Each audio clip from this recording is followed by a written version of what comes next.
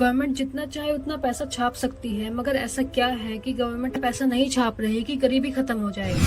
इस वीडियो के अंदर हम देखेंगे कि पैसे होते क्या हैं और गोल्ड और सिल्वर हटाकर करेंसी का यूज क्यों किया गया।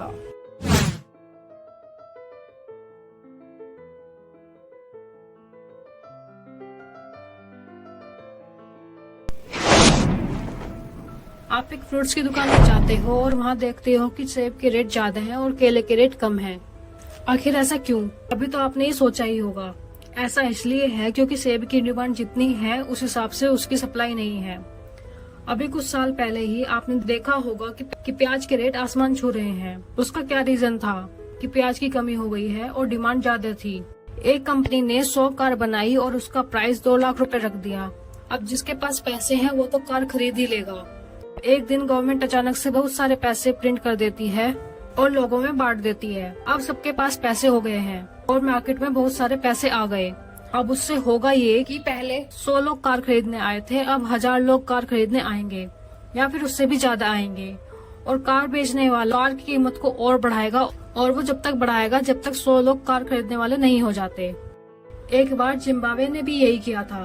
अपनी इकोनॉमी को सही करने के चक्कर में उसने नोट छाप छाप कर लोगों को बांटना शुरू कर दिया था। उस टाइम पे उनकी इकोनॉमी सुधरने की जगह और खराब हो गई थी। गवर्नमेंट के नोट छापने से केवल महंगाई बढ़ेगी। असली फायदा तभी होता है जब रिसोर्स बढ़ते हैं और सर्विस बढ़ती है। और सरकार इसी तरह से पैसे छापती रहेगी तो महंगाई बढ़ेगी। और ऐसा नहीं है कि एक चीज का प्राइस बढ़ गया तो इन्फ्लेशन बढ़ जाएगा। ओवरऑल गुड एंड सर्विसेज के प्राइसेस बढ़ते हैं तब इन्फ्लेशन बढ़ता है। एक तरह से जो आपका रखा हुआ पैसा है वो कम हो जाता है इन्फ्लेशन बढ़ने से। इन्फ्लेशन 5% है तो इसका मतलब है कि अभी जो चीज आपको 100 रुपए में मिल रही है हो सकता है पहले आपको 95 रुपए की मिल रही हो। पैसा है क्या? आपको एक कॉन्सेप्ट समझकर ये सब चीजें समझ आ जाएंगी। आपको कोई पैसा क्यों देता है? जब आप उसको कोई वैल्यू देते हो या कोई काम करके देते हो। ऑफिस में आपको सैलरी तभी मिलती है जब उसके बदले में कुछ काम करके देते हो। इस तरह से money is equals to value. और टाइम टू टाइम मनी को अलग अलग चीजों से रिप्रेजेंट किया जाता है। पहले के टाइम पर लोग अनाज और गेहूं देकर काम करवाते थे। एक टाइम पर लोग गोल्ड लेकर भी लेन देन करते थे। फिर धीरे धीरे गोल्ड जमा कर एक रिसिप्ट देना शुरू की गई क्योंकि गोल्ड लेकर ट्रेवल करना आसान नहीं था। और आगे चल के यह जो रिसिप्ट थी है पेपर मनी में कन्वर्ट हो गई। असल में इस पेपर मनी की अपनी कोई वैल्यू नहीं है, यह सिर्फ एक कागज का टुकड़ा है। इस टुकड़े की वैल्यू तब बढ़ जाती है जब गवर्नमेंट भरोसा देती है। इसको लेकर आप इंडिया में कहीं भी जाएंगे तो आप ये तो जितना अमाउंट उस पर लिखा है उतनी वैल्यू मिलेगी।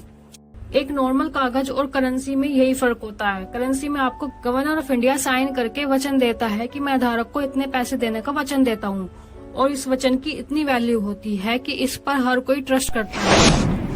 डिमोनेटाइजेशन भी हुआ था तो गवर्नमेंट ने अपना वचन वापस ले लिया था तो 500 और 1000 के नोट कागज बन गए थे। लेकिन कंट्री के अंदर ट्रेड करने के लिए तो ये करेंसी है, लेकिन जब कंट्री के बाहर ट्रेड करना हो तो उस केस में क्या होगा? यूएस और इंडिया जब आपस में ट्रेड करेंगे तो किस चीज पे ट्रेड होगा? अगर आप यूएस से कुछ खरीदने जा रहे हैं और उनसे सामान लेने के बाद यह कहो कि यह रेड कलर का नोट है, इसको रुपए बोलते हैं, इसमें हम आपको वचन देते हैं, तो क्या वे मानेंगे? और ऐसे ही हम उनके डॉलर को क्यों लेंगे? और मान लो अगर किसी सिचुएशन में हम अगर करेंसी ले भी लें तो उस करेंसी का हम करेंगे क्या? क्योंकि पैसा जब पैसा बनता है जब उसकी एक्सेप्टेंस हो।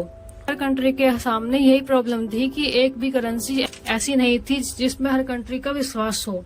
उस टाइम पर हर कंट्री को गोल्ड और सिल्वर पर ट्रस्ट था, लेकिन इतना गोल्ड और सिल्वर को ट्रेड करने के लिए इधर से उधर ले जाना आसान नहीं था। इस चीज का सॉल्यूशन निकालने के लिए द गोल्ड स्टैंडर्ड बनाया गया। इसमें कंट्री की करेंसी को गोल्ड से अटैच कर दिया गया।